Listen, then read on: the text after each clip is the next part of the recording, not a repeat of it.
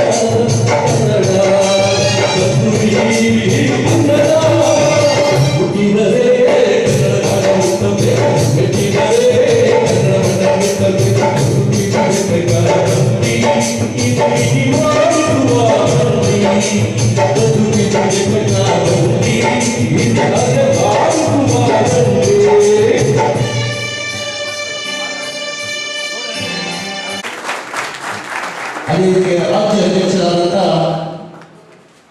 ರಾಜ್ಯ ಉಪಾಧ್ಯಕ್ಷರಾದಂಥ ಸುರೇಶ್ ಅವರಿಗೆ ನಮ್ಮ ಸಾಂಸ್ಕೃತಿಕ ಪರವಾಗಿ ಸ್ವಾಗತ ಸುಸ್ವಾಗತ.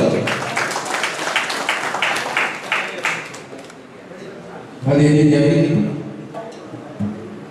ಆಟೋಮಿಕ ಅಧ್ಯಕ್ಷರು ಸನ್ಮಾನ್ಯ ಶ್ರೀಯುತ ಜಯರಾಮ್ ಅವರು ವೇದಿಕೆಗೆ ಆಗಮಿಸುವಂತೆ ಸಂಸ್ಕೃತಿಯಿಂದ ಪ್ರಾರ್ಥನೆ ಮಾಡಿಕೊಳ್ತಾ ಇದ್ದಾರೆ.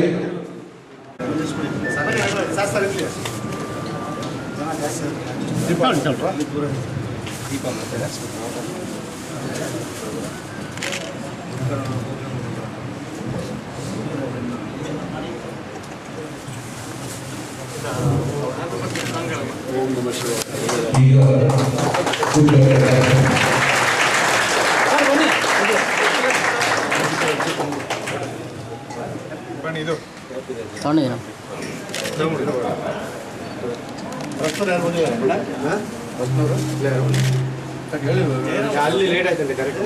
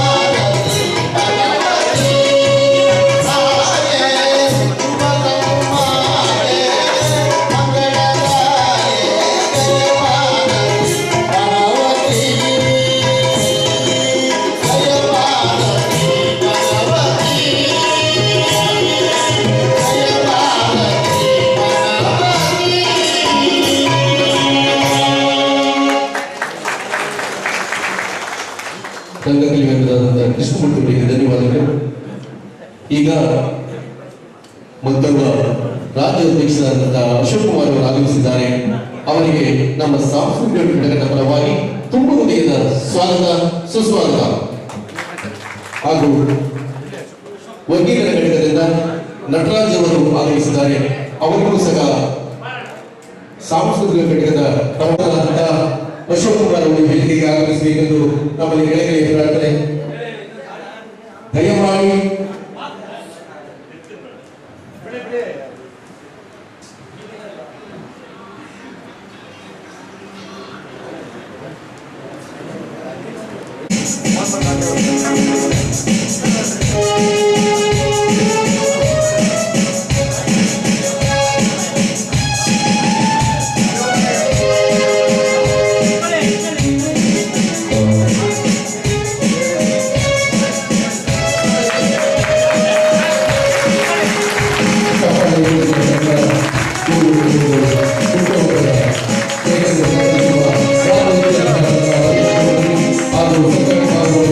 ಹಾಗೂ ಎಲ್ಲ ಪದಾಧಿಕಾರಿಗಳು ಹಾಗೂ ಜಗದೀಶ್ ರಾಜ್ ಅವರಿಗೂ ಹಾಗೂ ರವಿಯವರಿಗೂ ಮತ್ತು ಸಾಂಸ್ಕೃತಿಕ ಅಧ್ಯಕ್ಷರಾದಂತಹ ರಾಮಚಂದ್ರಯ್ಯನವರಿಗೂ ನಮ್ಮ ಸಾಂಸ್ಕೃತಿಕ ಪರವಾಗಿ ತುಮಕೂರು ಸ್ವಾಗತಗಳು ಸುಸ್ವಾಗತ.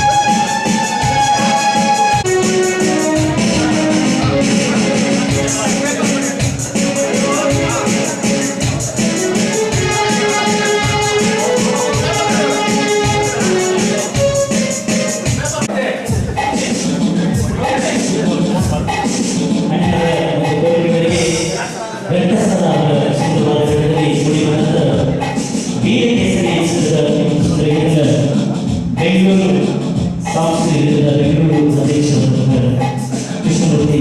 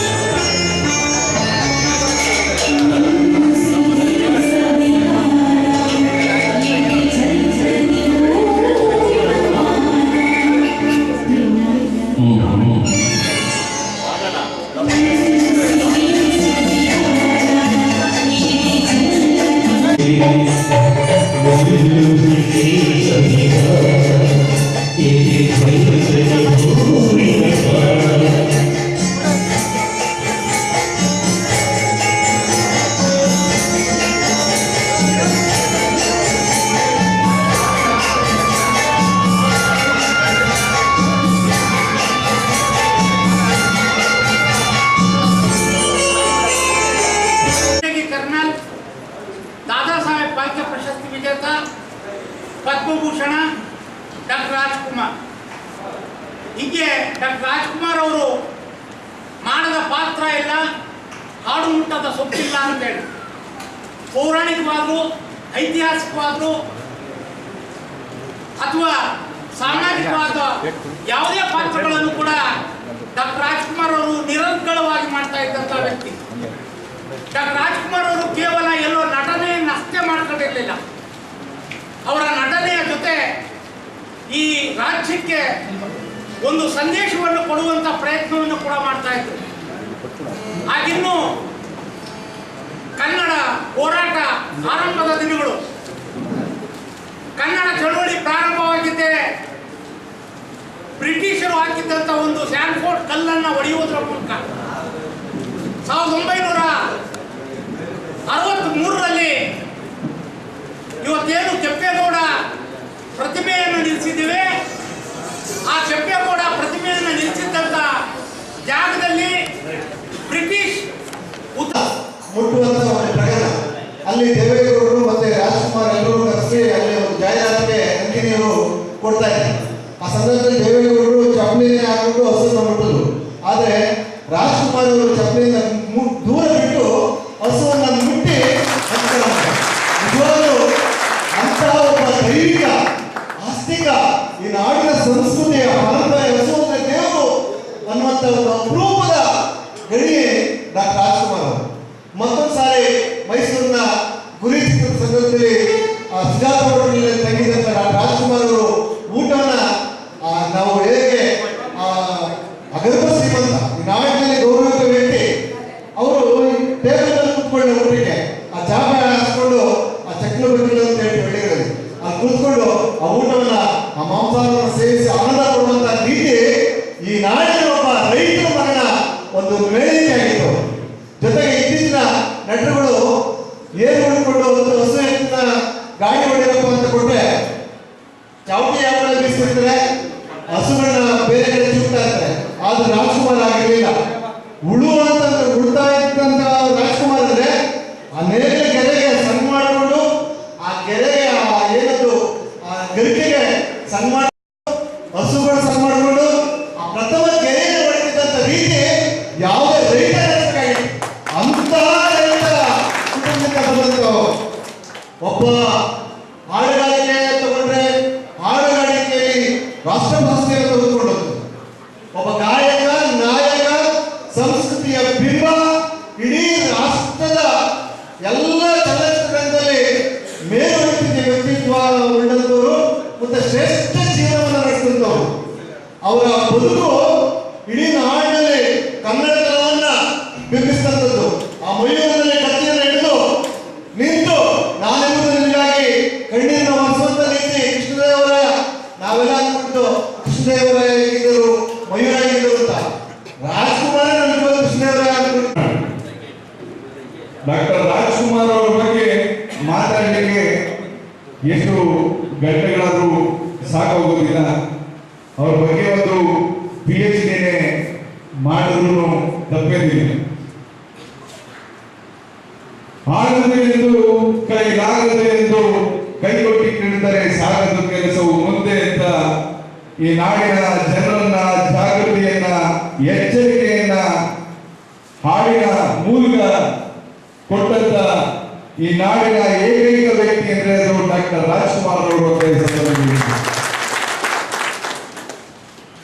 ಅವರ ನಾನಾ ಪಾತ್ರಗಳನ್ನ ನಾವೆಲ್ಲರೂ ಗಮನಿಸಿದ್ದೇವೆ, ನೋಡಿದ್ದೇವೆ. ಡಾಕ್ಟರ್ ರಾಜ್ಕುಮಾರ್ ಒಂದೊಂದು ಪಾತ್ರದಲ್ಲೂ ಒಂದೊಂದು ರೀತಿಯಲ್ಲಿ ಏನು ಆಡುಮುಡದ ಸಪ್ಪಿಲ್ಲ ಅಂತ ಹೇಳಿದ್ರೆ ಅವರು ಅಭಿನಯಿಸಿದ ಪಾತ್ರಗಳಿಲ್ಲ.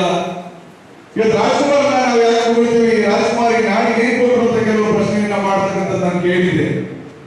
ಅವ್ರಿಗೆ ಅರ್ಥ ಆಗ್ಬೇಕು, ಡಾಕ್ಟರ್ ರಾಜ್ಕುಮಾರ್ ಅವರ ಕಲೆಯಲ್ಲಿ ಅವರ ನಡವಳಿಕೆಯಲ್ಲಿ ಇದ್ದಂತ ಕೊಡುಗೆ ಅಪಾರವಾದ್ದು ಅಂತ ಈ ಸಂದರ್ಭ ನಾನು ಹೇಳ್ತಾ ಇದ್ದೀನಿ ಸ್ನೇಹಿತರೆ.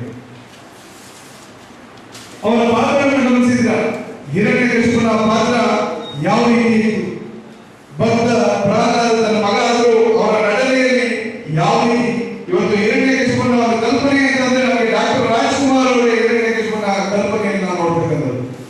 ಮಯೂರ ಇಂದ ಕ್ರಿಸ್ತ ಶಕ 2000 ಇಸ್ವಿಯಲ್ಲಿ ಮಯೂರ ಮಯೂರವರ್ಮ ಎಂಬ ಕನ್ನಡಿಗರ ಮೊಟ್ಟ ಮೊದಲ ರಾಜ ಮಯೂರವರ್ಮ ಅಂತ ಕೇಳ್ತಿತ್ತು, ಆದ್ರೆ ನೋಡಿಲ್ಲ. ಆ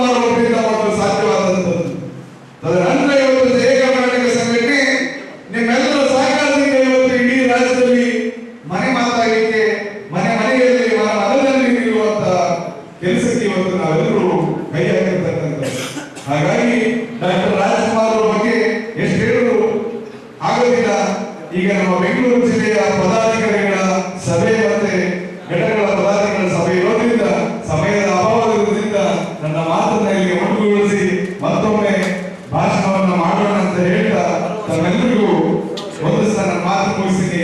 ಎಲ್ಲರಿಗೂ ನಮಸ್ಕಾರ. ಎಲ್ಲರೂ ಪರವಾಗಿ ಕೂಗುವುದಕ್ಕೆ ಸ್ವಾಗತ. ಇದು ನಮ್ಮ ಸುಕೃತ ಅಂತ ನಾನು ಭಾವಿಸ್ತೇನೆ. ಒಂದು ಕನಸು ಪೂರ್ಣವಾಗದೆ ನಮ್ಮೆಲ್ಲರೂ ತಿಳಿಸಿ ವಿವರದಿಂದ ಅವರು ಹೊಣೆಯಾಗಿದ್ದಾರೆ. ಅವರ ಒಂದು ಅಪೂರ್ಣವಾದ ಕನಸು ಭಕ್ತ ಅಂಬರೀಷ